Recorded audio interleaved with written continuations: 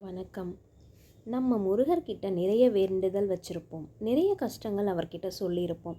முருகா, நான் நினைப்பது நடக்கவில்லை என்றாலும் எனக்கு நல்லது என்னவோ அதை நீங்கள் செய்யுங்கள் என்று சொல்லவும். இந்த பாடல் ஒரு வேண்டுதல் இல்லை, இது ஒரு சரணாகதி.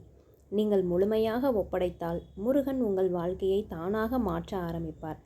சரவணபவா சொன்னால் எல்லாம் கைகூடும் என்று வேதம் சொல்கிறது. ஆனால் நான் சொல்லியும் என் ஆசைகள் ஏன் நிறைவேறவில்லை? முருகா, நீயே காரணம் சொல்ல வேண்டும்.